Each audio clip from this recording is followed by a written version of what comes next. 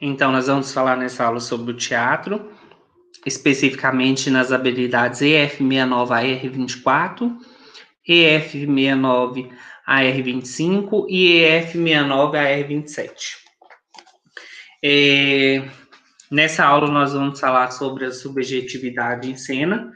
Como nós já vimos anteriormente, uma obra, ao mesmo tempo que ela pode refletir os sentimentos mais íntimos do artista, ela também pode refletir a sua visão de mundo e suas impressões sobre o que o cerca, né? Sobre o que o rodeia. Tudo que acontece à volta de um artista acaba por influenciar em sua obra, e muitas vezes os artistas se unem justamente por terem influências e interesses em comum, gerando movimentos artísticos com que os mesmos questionados formam expressões artísticas. Outras vezes, esses artistas que nem se conhecem são separados através dos anos e produzem obras que, por acaso, ou por refletir em contextos parecidos, acabam por possuir muitos pontos em comuns. É o caso dos autores do chamado teatro do absurdo, que você vai conhecer agora. O teatro do absurdo, em específico nessa cena, nesse espetáculo, pelo espetáculo Doutor Corpo, do grupo fortalezense Imagens do Teatro, que está em atividade desde 2002, o espetáculo ele foi criado pelo grupo e ele é biográfico, ou seja, ele inspira na vida e na obra do Corpo Santo. Até 1966, o dramaturgo gaúcho José Joaquim de Campos Leão, ou como se autodenominou, né, Corpo Santo, era praticamente desconhecido.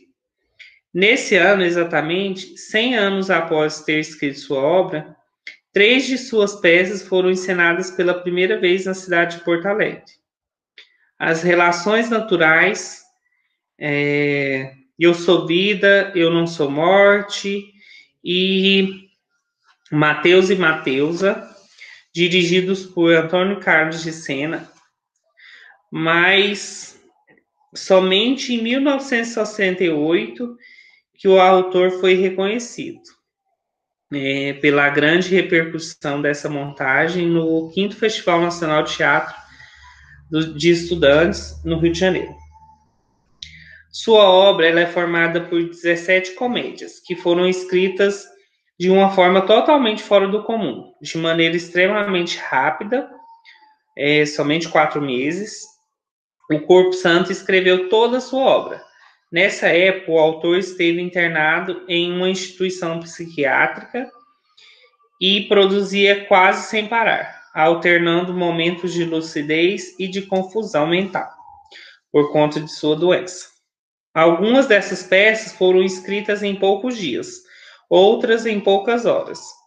Assim, seus textos são frutos de sua espontaneidade. Têm uma estrutura desordenada, são repletos de situações sem preocupação com a linearidade, ou seja, sem preocupação em passar uma informação coesa, né? Sem contar uma história de maneira coerente, mas a maneira dele, né? Que é aquilo que não tem uma sequência. Essa linearidade é que não tem uma sequência, assim, bem definida. Dos acontecimentos, dessas conexões que ele criou nas atitudes dos personagens, os temas da maior parte da obra eram críticas à sociedade da época, as relações familiares e a corrupção. Mateus e Mateusa também foi adaptado para o teatro. e encenado pelo Grupo Ops em Goiânia. O grupo trabalha desde 2000 com foco no estudo de 3 vertentes do teatro: o teatro de rua, o teatro contemporâneo e a linguagem do palhaço. Essa peça é um exemplo das obras do Corpo Santo e discute criticamente as relações humanas, familiares e afetivas. Segundo a companhia, Mateus e Mateusa coloca em cena um divertido casal de idosos que, após 50 anos de união, vive em pé de guerra, de um modo quase francesco.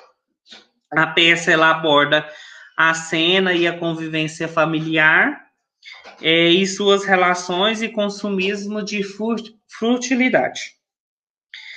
Mateus e Mateusa, como vocês podem ver aí na cena, tem roupas incomuns.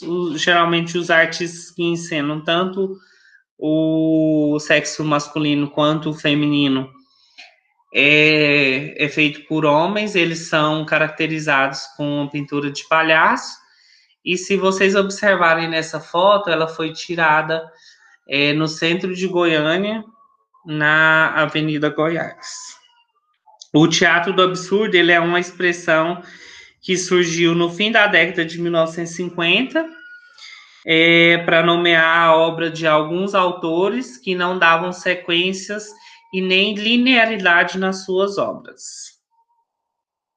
Eles produziam textos teatrais incomuns e essas características, apesar de incomuns em sua singularidade, criou coesão nas produções, como eu disse anteriormente, de vários autores que produziam em tempos diferentes, em momentos diferentes, em horários diferentes, em tempos diferentes, mas que se cruzavam em determinado momento por fazer parte de um determinado assunto ou tratar sobre temas diversos, mas que não estavam naquele momento físico em contraponto um com o outro. E por isso que foi dado o nome de teatro do absurdo.